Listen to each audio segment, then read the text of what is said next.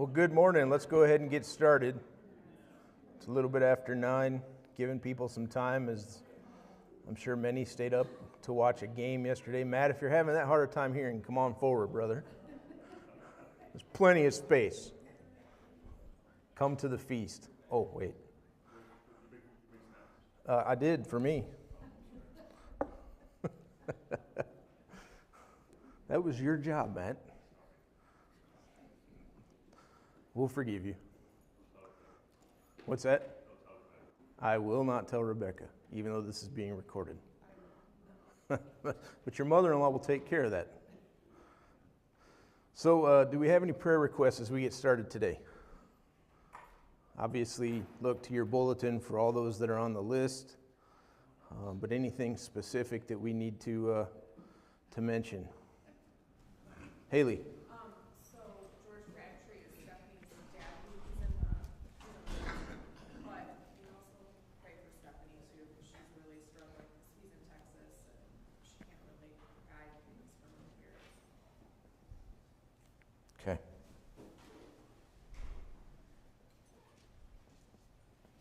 Anything else? Sherry. My dad just went into Cleveland Clinic and had multiple mini strokes. Oh.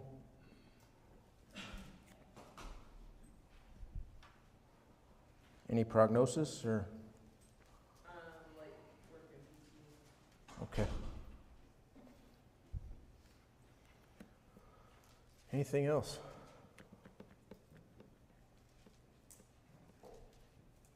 Okay. Well, seeing no more, let's have a prayer.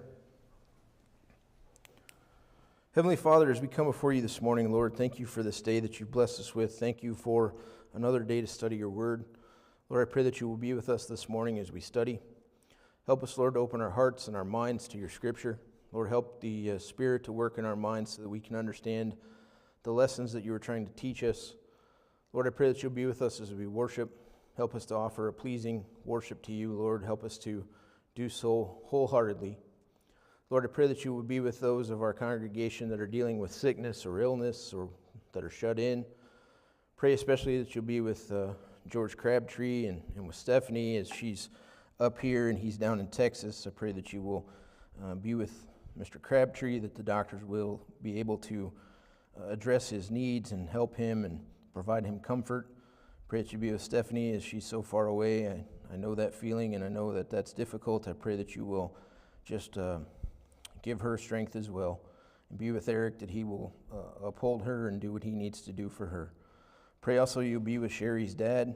Pray that you'll be with the doctors as they address the issue of his mini strokes. I pray that you will help them to make the right decisions to help him get better. I pray that you'll be with Sherry and her family, that they will be comforted as well.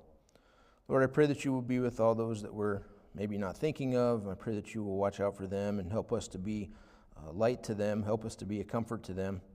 Lord, I pray that you will forgive us when we mess up. I pray that you will help us to learn from our mistakes and grow and be more like Christ every day.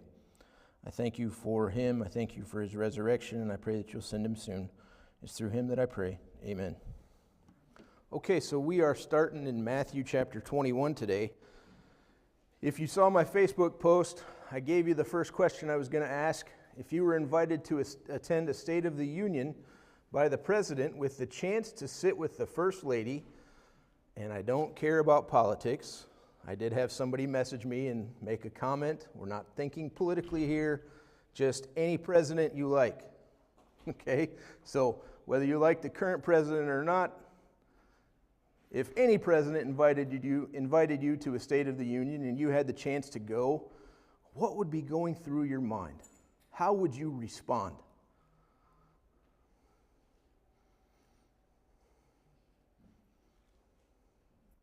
Would you worry about how you dressed? I mean, would you show up in shorts and a t-shirt to the State of the Union, or would you wear a robe with the fake wig like they did back in 1776? What would you do? I'd probably go shopping. Laura would go shopping and spend money, Bob. I'm sorry. I already said it to her. I know what you So Laura's going shopping. She wants to find the right outfit for the occasion. What else? Would you be nervous? Would you be excited? Would you be full of emotion? I see a lot of heads going up and down. I would want someone to go with me. Okay. Paula would want somebody to go with her. Is that someone, John, or somebody else? I don't care. Someone who's all I was setting her up for that. She doesn't care. Just somebody to go and hold her hand. Is that so you wouldn't fall down because you were so nervous, or what? not for falling, but just to help me guide me through and what to do. You know, I've never been in anything like that, so I wouldn't know what to do. Okay. All right. So she's looking for somebody to help walk her through the process. Anything else? This is going to become more prevalent as we go through this study today, but keep this thought in mind, and this was probably the best illustration I could give you to get your juices flowing. In this lesson, we are going to study about how we have all been invited to a greater feast than that. And the question will be, have you prepared yourself? Now, last week in Danny's sermon, Danny started our discussion about the events that are happening today when he was talking about Jesus and his authority. Now, last week when Danny started his sermon, Danny started on Tuesday of Jesus' last week. Some say that this was one of the longest, most strenuous days that Christ faced because it was full of questions, it was full of teaching, it was full of conflict. But as Danny taught, Jesus was in the temple, and he immediately started getting questions about his authority from the Sanhedrin. And our Savior turned those questions back on them and then started to teach them and the crowds a lesson. But the lesson wasn't so much about his authority. The lesson was more so about how the Jewish leaders had abused their authority. And in his opening lesson in Matthew 21, starting in verse 28, he gives the first of 3 parables that he covers that day. Now, that parable that's in Matthew 28 through 32 is a parable about the 2 sons. And in that parable, the father, having 2 sons, says to the first son, "My son, go work the field today." And the son honestly says, "Dad, I don't want to." But then later goes and works. And then the father says to the second son, "Son, go work the field today." And that second son says, "You got it, Dad," and then doesn't go and work. And he tells him that story, and as he's telling that story, many believe the son who was not going to work but did eventually go to work was representative of the tax collectors, the prostitutes, the sinners that Jesus references in verse 31. Meanwhile, the son who said he would go to work and didn't was thought to represent the Jews. So that catches us up today. And as we go through this lesson today, we're going to start in verse 33 with this parable that's been entitled The Parable of the Wicked Tenants. We're primarily going to be looking in Matthew. In this parable, Jesus is going to show us how these religious leaders who had these positions of authority had done terrible things with those positions. And he's going to expose their evil motives. So starting in verse 33, chapter 21, Matthew 21, verse 33. If somebody would read verses 33 and 34. Listen to another parable. There was a landowner who planted a vineyard. He put a wall around it and dug wine press in it and built a watchtower. Then he rented the vineyard to some farmers and went away on a journey. When the harvest time approached, he sent his servants to the tenants to collect the fruit. Oh, yep, nope, that's perfect. So we start this parable out, and verse 33 gives us some very common practices of someone who might own a vineyard. It was very common for them to build some sort of wall or hedge around the vineyard, and they did this to protect it. And after they built this wall or this hedge, they would create this wine press. Now, if you're not familiar with what a wine press is, it consisted of 2 tub-shaped holes that were dug in rock at different levels. And the vineyard owner would put grapes in the higher hole, and this is where they would trod the grapes to create the wine. And as they trod the grapes in this hole, the juice would run into the lower hole, and this is where it was dipped out of. These details, I also forgot the tower. They would place a tower in the yard, and they would have their watchmen stand as a way to protect the vineyard from thieves. So they would have them stationed there. Now, from my study, these details don't have any other deep meaning other than to tell the parable, to get the story started. But then we move into the second half of verse 33, where he says, he leased it to tenants, to tenant farmers, and went away.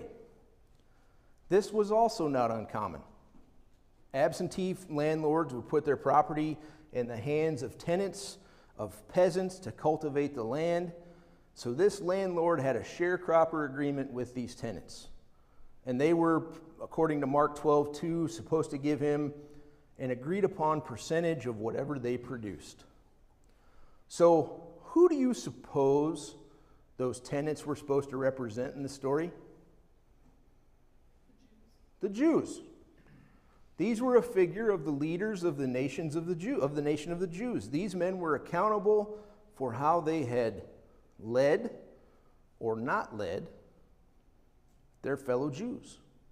And according to Luke's account, the landlord went on a journey for a very long time. The appointed leaders had been responsible for Israel for many centuries. And so we get to verse 34, and what happens? The time comes for harvest. And so what's the landlord do? The landlord sends his servants to collect his fee. Very common practice. Let's read verse 34 and then read 35 and 36 again, if somebody would do that for us. When the harvest time approached, he sent his servants to the tenants to collect his fruit. The tenants seized the servants, they beat one, killed another, and stoned a third. Then he sent other servants to them more than the first time, and the tenants treated them the same way. So, who do you suppose those servants may represent in the story of the Jews? Prophets. Why do you say that, Ralph? That's who the Jews killed. Good. Not Hey. for the ages, and they were certainly servants of God. No. So Ralph said they represented the prophets. And, I think you were kind of joking as who the Jews killed. But in reality, had the Jews not abused and mistreated and killed the prophets that God sent to them? 100%. So, this atrocious treatment of the landowner's servants was meant to reflect the mistreatment of God's prophets. In general, the Jewish nation had mistreated them, they persecuted them, the Jewish leaders in particular. Jeremiah chapter 7, verses 25 and 26 says, "Since the days your ancestors came out of the land of Egypt until today, I have sent all my servants, the prophets, to you time and time again. However, my people wouldn't listen to me or pay attention, but became obstinate. They did more evil than their ancestors." Hebrews chapter 11, 36 through 38 says the same thing, and that gives a more vivid description of what was done to the prophets. So he sends these servants to collect the fruit. And how did the nation of Israel treat them? Terribly. Abused them, harmed them, killed them. But that's not where the story ends. Verse 37 says, "Finally he sent his son to them, thinking, they will respect my son." In Mark 12, verse 6, Mark writes, "He still had one to send, a beloved son." Does that give away who we think the son represents? If you didn't know in Matthew, Mark makes it pretty vivid when he says, "my beloved son." Who does that represent? Jesus. Okay, we're all on the same page. Christ, Jesus himself. This is some serious foreshadowing for what's about to happen. And what happens next in the story is shocking. Somebody read verses 38 and 39. But when the tenants saw the son, they said to each other, "This is the heir. Come, let's kill him and take his inheritance." 39? 39, please. So they took him and threw him out of the vineyard and killed him. So these tenant farmers see the son coming, and their reasoning is, let's kill the heir. We'll take his inheritance. Does that make sense for us today? I mean, can you think of killing somebody's heir to take their inheritance in our country? Is that how the law works? So that doesn't make sense for us. In order to understand this, we've got to understand how Jewish law worked. Jewish law said that if there was unclaimed property, unclaimed by an heir, it would be declared ownerless. And then you could claim it wherever you were in public. So anyone could come in and claim this property if the heir didn't claim it. It's somewhat similar to some of the laws we have today, but not quite. So these tenants had had possession of this land for so long that they thought, this is ours. How does that relate to the Jewish hierarchy? How had they, they still did all the stuff to worship God, but how were they looking at the nation of Israel? How were they acting? How were they treating their fellow brothers and sisters? Abusing them. Ralph said they were abusing them. Were they binding things on them that God had never commanded? 100%. Were they taxing them like crazy? Were they treating them? If you weren't part of the elite, did they look down on them? Same thing here. Same thing here. They had ceased to merely think of themselves, specifically the Jewish leaders, had ceased to think of themselves as God's servants carrying out his will. They saw the Israelite nation as their property. Essentially, they forgot who was boss. And they did so because they didn't want to give up what they felt they had earned. I mean, think about it. These guys were raking in money. They had position, they had title, they had authority. And the message that Christ was preaching obliterated that. And Jesus says, let's kill him and take his inheritance. And so they said, the story says they seized him, they threw him out of the vineyard, and they killed him. Now, I said a minute ago, this is serious foreshadowing. In just a few days, who would be arrested and thrown out of the city and killed? Christ. Hebrews 13:12 says, therefore, Jesus also suffered outside the gate so that he might sanctify the people by his own blood. But let's keep going with the story. Verses 40 and 41. Somebody read that for us.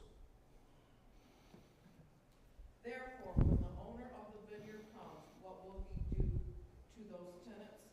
He will bring those wretches to a wretched end, they replied, and he will rent the vineyard to other tenants, who will give him his share of the crop at harvest time. Now, you got to love how Jesus does this. I mean, he sets them up with a softball. What should be done to those tenants that killed the heir? And what do they say?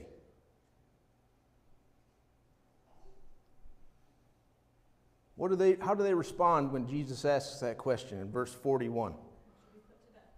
Put them to death. Completely destroy those terrible men.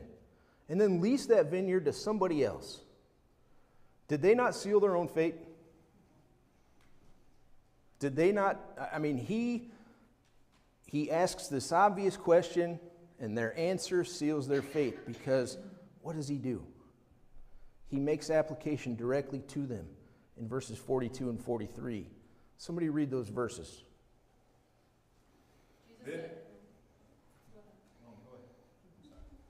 I'll take Sarah first.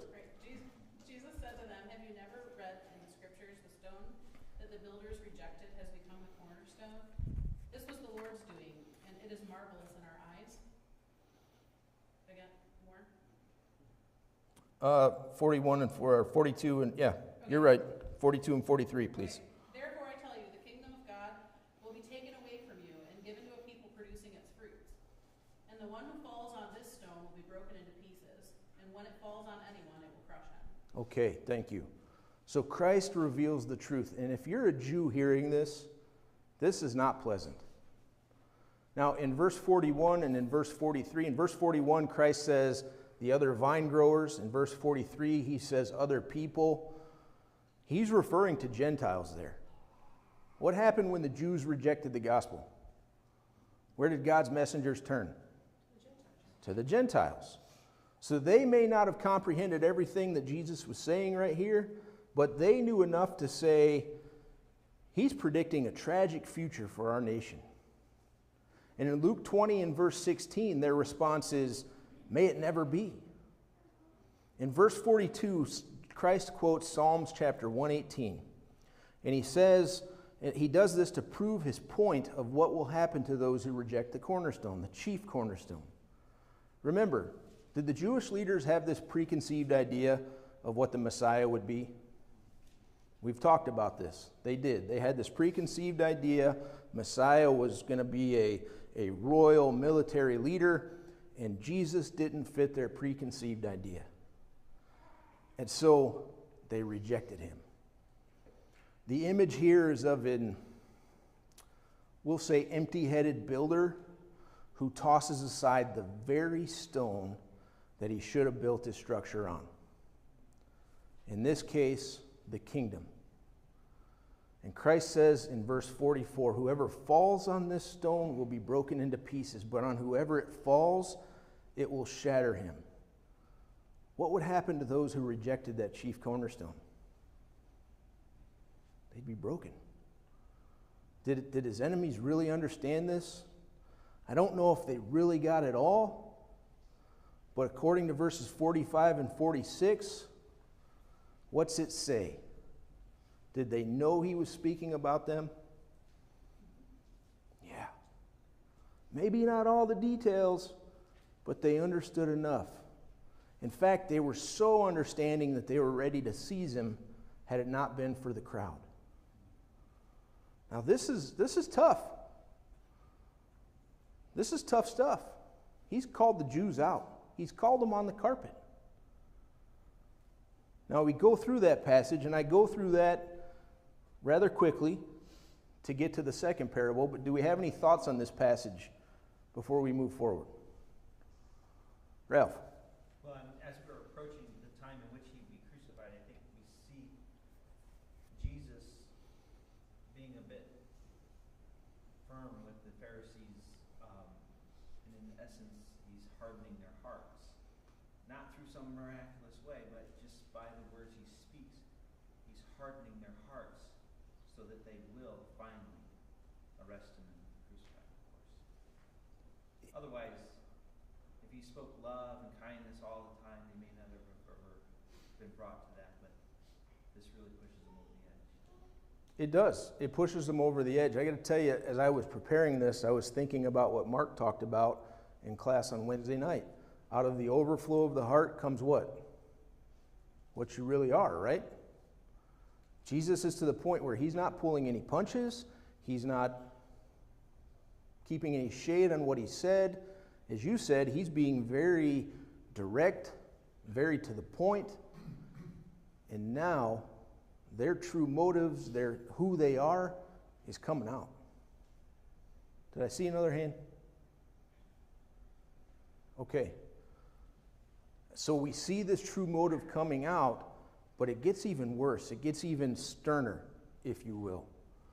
Let's look at the next parable. Now, this parable is very similar to what Luke 14, 16 through 24 talks about. In Luke 14, we see the parable of the Great Supper. And in the parable of the Great Supper, we talked about, the purpose was to describe the folly of rejecting God's invitation to be part of the kingdom. The primary purpose in this parable, in Matthew 22, is to expose wickedness and to talk about the consequences of their action. So there's similarities, but this parable is very unique. This parable is considered a double parable because the first part references Christ's foes, but the second part is a lesson for Christ's followers. So let's look at that. Robert, would you read Matthew 22, 1 through 14? Then Jesus answered and spoke to them again by parables and said, the kingdom of heaven is like a certain king who arranged a marriage for his son. and sent out his servants to call those who were invited to the wedding, and they were not willing to come. Again he sent out other servants, saying, Tell those who are invited, See, I have prepared my dinner, my oxen, my fatted cattle are killed, and all things are ready. Come to the wedding. But they made light of it and went their ways, one to his own farm, another to his business. And the rest seized his servants, treated them spitefully, and killed them. But when the king heard about it, he was furious, and he sent out his armies, destroyed those murderers, and burned up their city. Then he said to his servants, The wedding is ready, but those who were invited were not worthy. Therefore, go into the highways, and as many as you find, invite to the wedding. So those servants went out into the highways and gathered together all whom they found, both bad and good. And the wedding hall was filled with guests. But when the king came to see the guests, he saw men there who did not have on a wedding garment. So he said to him, Friend, how did you come in here without a wedding garment? And he was speechless. Then the king said to the servants, Bind him hand and foot, take him away, and cast him into outer darkness. There will be weeping and gnashing of teeth, for many are called, but few are chosen. All right, thank you, sir. So, we're going to identify the characters as we go through the rest of this parable. But it starts out with this king making an invitation to a wedding feast. Now, if you've studied the scripture for any amount of time, one of the things that should jump in your mind should be this reference to a wedding feast. Because what is the church often called in relation to Christ? The bride of Christ. Revelation talks about the wedding feast of the bride with the Son. So when you start reading about this wedding feast, for us it should make sense to say, okay, there's some figuration here, there's some symbolism. Now when the king makes this offer in the first couple of verses of 22, chapter 22, verse 2 and verse 3, do you see the nature of the invitation made by the king? How would you relate this invitation today? If you received an invitation like this today, would you be excited?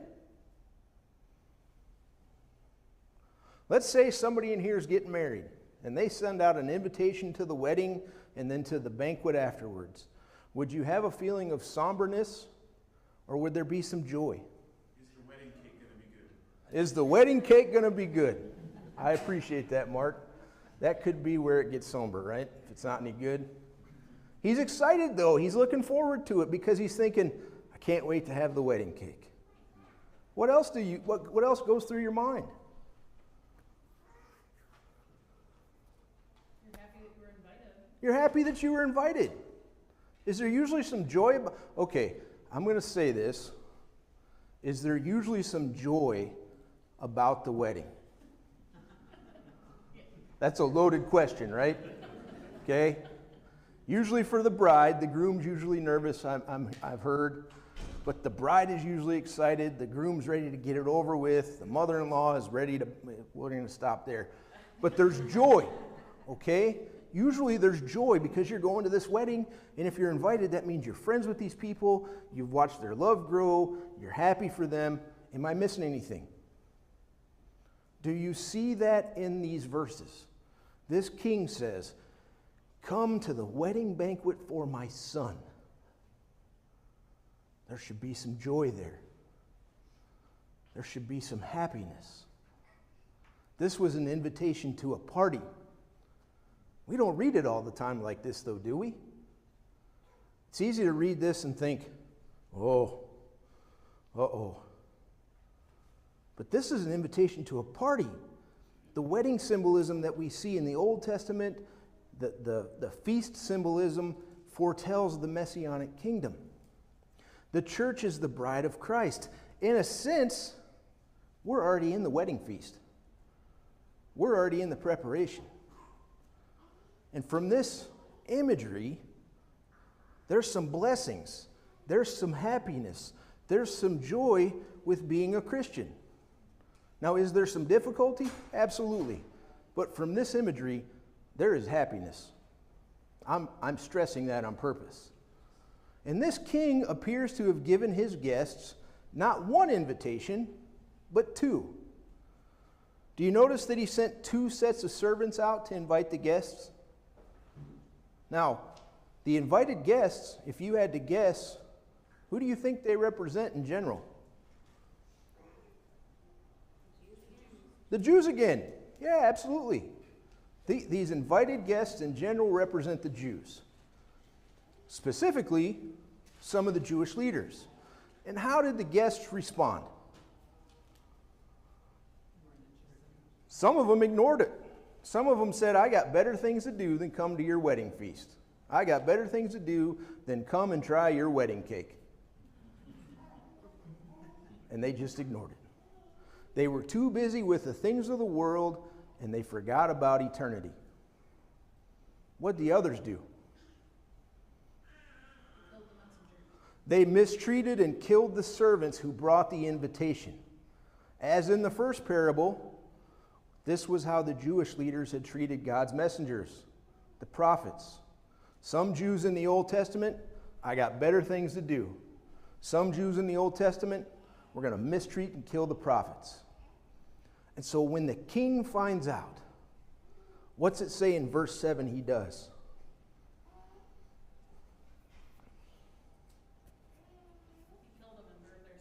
He killed them and burned their city. Absolute, total destruction. Now, most scholars believe that Jesus was predicting the destruction of Jerusalem in AD 70 right here. Now, in that destruction, he did use the Romans. And the Old Testament does teach that sometimes God uses ungodly forces like Assyria, Babylon, to accomplish his purposes. But do you note how Christ referred to Jerusalem here?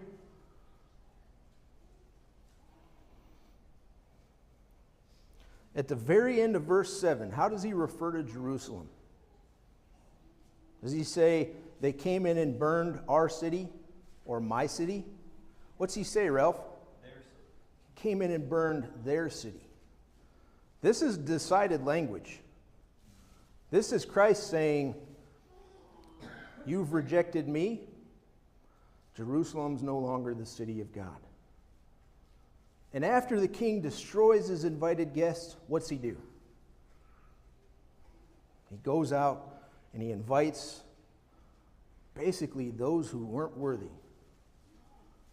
They found people who were unworthy. He filled the feast with everyone his servants found. He said, go through the area, invite everyone to the banquet. And it even says, he invited those, in verse 10, gathered everyone they found, both evil and good.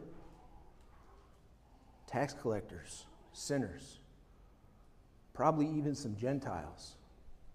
And once more, Jesus makes the point that those high-placed Jewish leaders rejected him, ordinary people accepted him, so they would be accepted into the kingdom.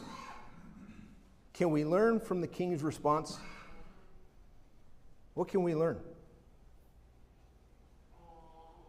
Is the invitation for all? Absolutely. Do we understand from this parable, if we reject the invitation, that makes the king unhappy? I don't know if we always get that. I'm just shooting you straight. I don't think we always get that our rejection of the king makes him unhappy. And in verse 7, he was enraged. So our rejection of that invitation upsets him. And the king didn't make an arbitrary decision about whether each individual was admitted or not. Everyone who was invited chooses to come. Chooses. But there's this weird thing in this parable. In the second half of the parable, it talks about this guy. When the king walks into the banquet hall, this guy that the king notices. And what's it say about this guy? Verse 11. What's that? Wasn't wearing the right attire. He wasn't dressed appropriately. He wasn't wearing the right attire. Now, in the passage, the king has him tied up and forcibly removed. This is right after he told the servants to go invite anyone and everyone in.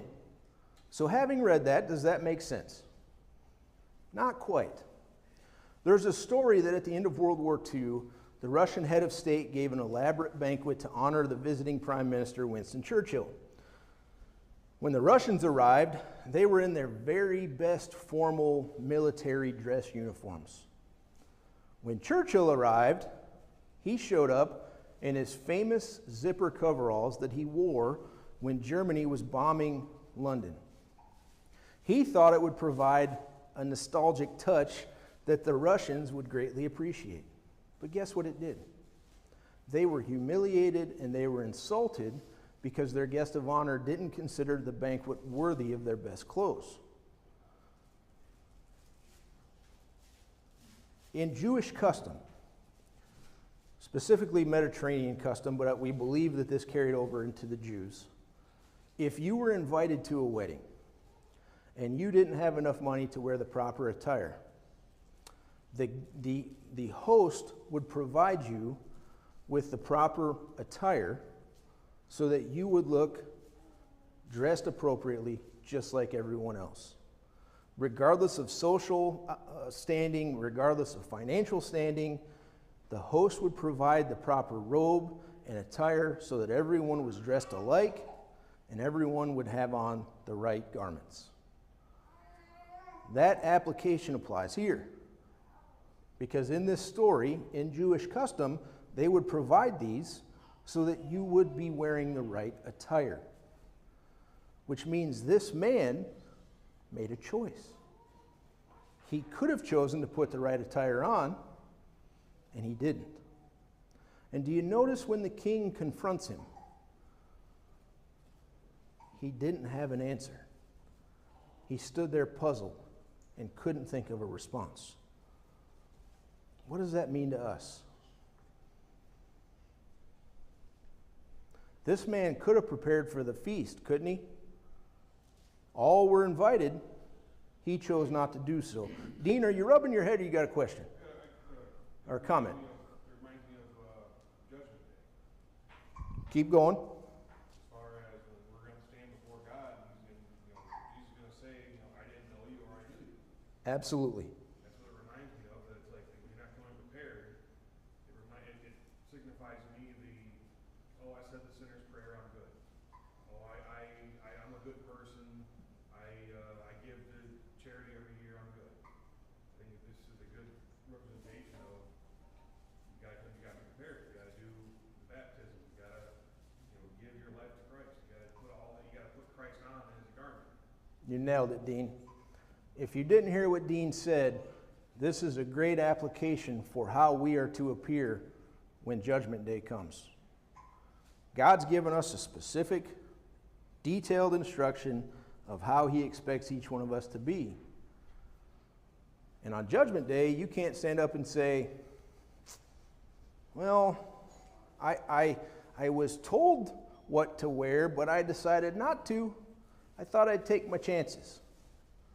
Because according to this, taking your chances means getting thrown out. We're given specific instructions on how we are to follow Christ, how we are to obey the Lord. And when we choose not to wear that attire, and this goes back to what Mark was talking about on Wednesday night from Zechariah chapter 3, when Joshua the priest his clothes were changed from the dirty, disgusting outfit to the clean, pure robe and head covering and scarf. Everything was changed. When you're given that, you have to wear it. Does that make sense? That's the application here. This isn't some random, the king's walking in and sees this guy wearing a Michigan shirt, and so I'm going to throw him out sort of thing. This guy was supposed to dress for the banquet, and he chose not to. He was invited, he had all the opportunity to do so, and he chose not to. That's pretty serious. Now, I'm going to point out, the king is the one who made the decision, not us. None of the guests at the feast made that decision. The king was the one who decided that this person wasn't properly clothed. So keep that in mind. Only God knows the hearts of people. The reason I say that is to say, what does God see when he looks at your heart? Is it properly clothed? Because in verse 14, he says, many are called, but few are chosen. So the application to us, we're all invited to the feast. And it's a joyous occasion. It's a party. It's not supposed to be scary if you're wearing the right clothes. Vicky? No unpopular opinion, but some people wear the right clothes, but don't have the right attitude. Okay. Doesn't that go back? Vicky said some people wear the right clothes but don't have the right attitude. Doesn't that go back to the heart? Yeah, that going along with what you said, only you and God know your heart. Right. You know, but that's a real slippery slope to be, you know, going up and down. Oh, I'm going to wear the right clothes, and you can make your own decision on what you do. I mean, and I guess my point is people don't care. Wearing the right clothes and knowing that you're wearing the right clothes to make people think that your outward appearance is what it should be, and then not doing what you're supposed to be doing and knowing that. Slippery slope, just saying. It is. And again, I'm going to put that back to the individual level here. That's a slippery slope for the individual who chooses to do that and take that chance. That's because they haven't read the full Bible to get the full meaning. And I think that's part of the problem of the world. Oh, God loves everybody. True. But if you read, there is wrath. There Sure. are consequences. You love your kids, right? But if they make a mistake, what do? Punish them. You punish them. So just because he loves us doesn't mean that we get away scot-free when we make mistakes. But that's why I'm pushing Vicky back to the individual level, because a lot of us could be clothed very properly. But what's inside eventually comes out. Dean? I like what you said, where it's the king making the decision, not us. That kind of takes a lot of burden off of us as far as, going back to the judging, and, having an opinion of people. It's not our responsibility, not our, and it's between the king and the wedding guest. We could take that a bunch of different ways. Because what you said I could take different ways, and we could talk about responsibilities to teach and to admonish and to grow and encourage. But I think this is an occasion that requires us to come prepared. This is an occasion that requires us to be clothed spiritually with Christ. Galatians 3:26 and 27 is a big reinforcement of this. For you are all sons of God through faith in Christ Jesus. For all of you were baptized into Christ, have clothed yourselves with Christ. So keep that clothing on. We're still required to keep it clean, James 1:27, by living a faithful life.